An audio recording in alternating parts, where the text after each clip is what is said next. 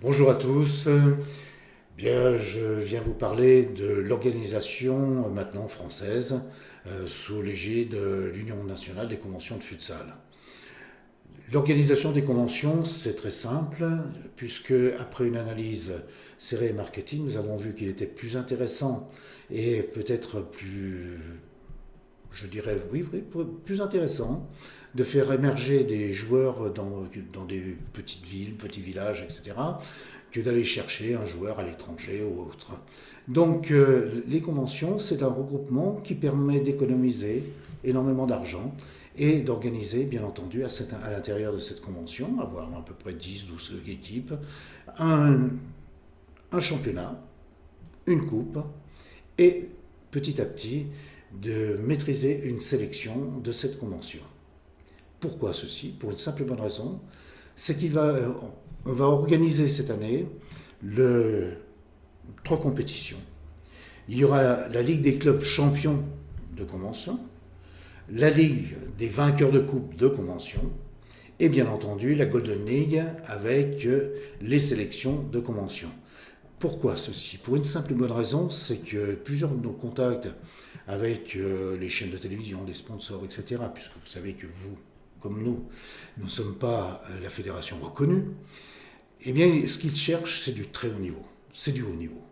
Or, nous avons découvert, nous avons travaillé dans ce sens, et nous avons modélisé qu'il était possible d'avoir une équipe de France de haut niveau, même de très haut niveau, à condition que l'on se regroupe de manière extrêmement intelligente les uns avec les autres. Maintenant, parlons de l'Europe. Ça va être très très simple puisque ça découle automatiquement de ce qu'on vient de dire. Pour le championnat d'Europe des clubs, eh bien, 2 clubs partiront. Le champion de la Golden League, c'est-à-dire le vainqueur des sélections de convention, et le vainqueur du championnat des conventions, tout simplement.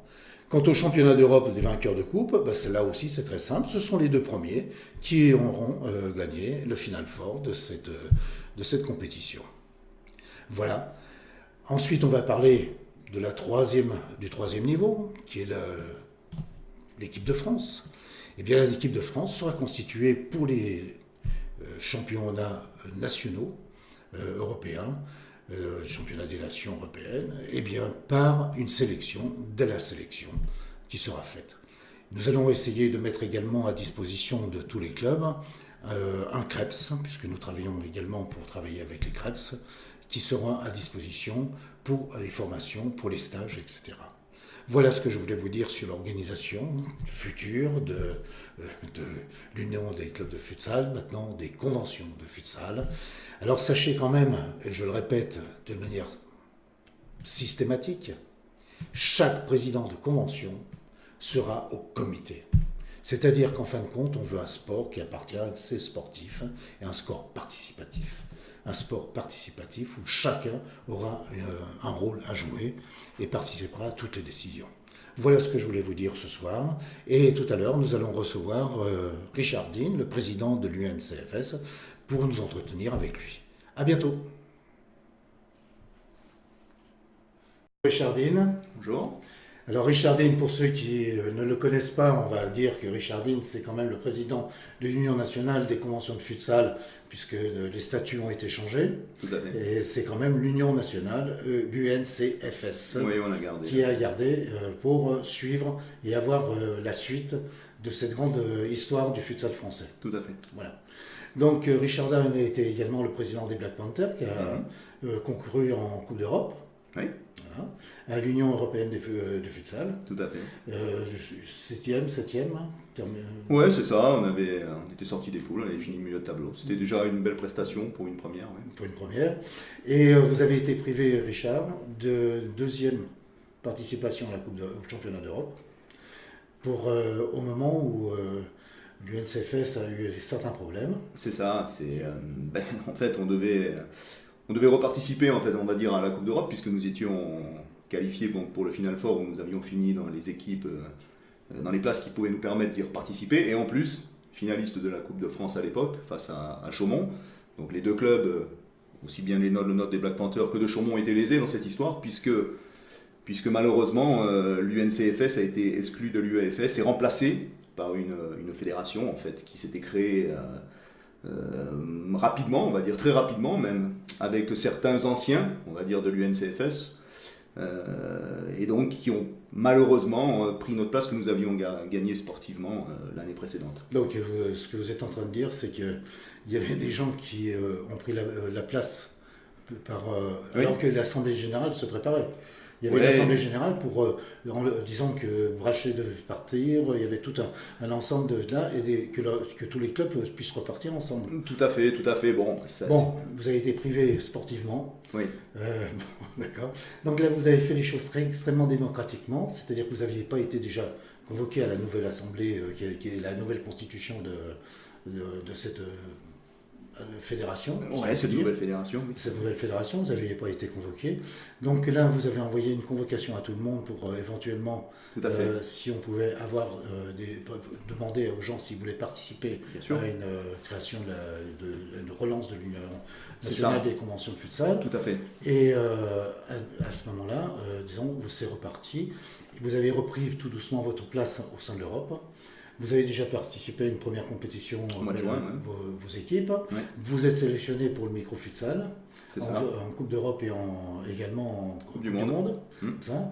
Se dessinent également d'autres compétitions dont on pourra en reparler tout à l'heure. Tout à fait. Ouais. Voilà. Donc en fin de compte, ce que vous ouvrez aux gens maintenant, c'est de dire que le sportif est plus important. Voilà, c'est là-dessus qu'on a envie de rebondir le plus rapidement possible.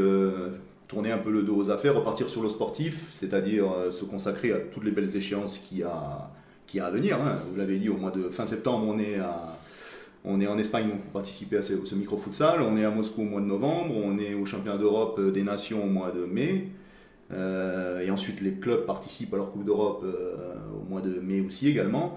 Donc voilà, c'est l'ouvrir à tous les anciens clubs en fait, de l'UNCFS, avec lesquels on a repris contact par mail, leur expliquer que l'UNCFS a repris sa place au sein de l'UEFS et que leurs joueurs et leurs équipes sont sélectionnables, ils peuvent gagner leur place pour participer eux aussi à des compétitions européennes. Évidemment. Donc vous serez heureux si jamais certains clubs de France pouvaient se qualifier. Bah oui, surtout que bon, j'en ai eu certains au téléphone, je ne citerai pas leur nom, mais bon... Et donc, ils seraient vraiment ravis. Ils attendaient justement la position de l'UEFS et de M. Akoumian justement à ce sujet, savoir qui allait représenter la France dans cette saison-là, et c'est surtout dans les saisons à venir, puisque là on est dans une période de reprise. Donc ils attendaient un petit peu notre réponse, ça y est, on a communiqué déjà dessus, et on continue à communiquer en disant à tout le monde, oui, maintenant, l'UNCFS reprend sa place au sein de l'UEFS, peut reparticiper à des compétitions européennes, et grâce à la FIFUSA qui a été relancée, ce qu'il faut savoir c'est que la FIFUSA quand même c'est la plus ancienne fédération internationale, puisqu'elle a été créée en 1971. Donc la FIFUSA a été remise en route et donc nous allons pouvoir reparticiper à des compétitions internationales et le projet donc, de la Coupe du Monde en 2019. Voilà. Pour revenir sur l'Europe, tout ce qu'on a entendu jusqu'à maintenant, c'est que les grandes nations restent l'Union européenne. Oui, alors c'est vrai le débat qui a animé un peu tout l'été dans le monde du futsal, mais maintenant on commence à avoir la certitude que les grandes nations gardent leur confiance à l'UEFS, même s'il y a eu plusieurs communiqués qui ont fait état des fédérations qui partiraient ailleurs dans une nouvelle fédération européenne, on va dire, créée, je trouve, un peu rapidement. Mais il y a eu une fédération occidentale qui s'est créée, voilà, qui regroupait des... Alors c'est là où, pour nous le bas blesse en fait, c'est que pour nous des compétitions internationales, ça se fait avec des pays, des nations en fait on va dire. Alors vous avez la Catalogne, vous avez les Basques, vous avez des choses comme ça. Bon, pour nous c'était pas tout à fait des nations, c'est pour ça faire une Coupe d'Europe, par exemple des nations avec des pays qui n'en sont pas, on va dire que c'est des régions, c'est comme si nous en France on faisait jouer les Corses en Coupe d'Europe, on disait que c'était la France, quoi. Je veux dire, voilà, c'était pareil. Non, on pense que une compétition internationale doit se jouer avec des pays, ça veut dire l'Espagne, c'est les l'Espagne, Espagnols, voilà, tout simplement. L'Italie, c'est l'Italie. Une fédération italienne, ainsi de suite, voilà. Donc, après, cette fédération occidentale considère peut-être qu'une Coupe d'Europe peut se jouer avec. C'était pas trop notre tasse de thé, c'était pas trop notre avis, voilà. Okay. Et je pense que c'est pas du tout l'avis et de plusieurs responsables de clubs que j'ai eu au téléphone qui nous disaient qu'ils attachaient pas trop de. Et ils avaient du mal surtout à communiquer avec leurs élus locaux. Leur dire qu'ils vont faire une Coupe d'Europe, mais qu'ils vont jouer contre les Catalans, contre des Basques ou contre des, je ne sais... L'Italie du Nord, etc. Voilà, alors c'était très très compliqué à expliquer. Et il fallait revenir à des choses plus carrées. Plus carrées, d'accord, ok. Je sais que vous avez les féminines également, où vous espérez créer une belle équipe de France féminine. Oui, c'est ça. On est, notre participation, monsieur Valéry Accomian nous demande en fait de participer au mois de décembre donc à une Coupe d'Europe féminine.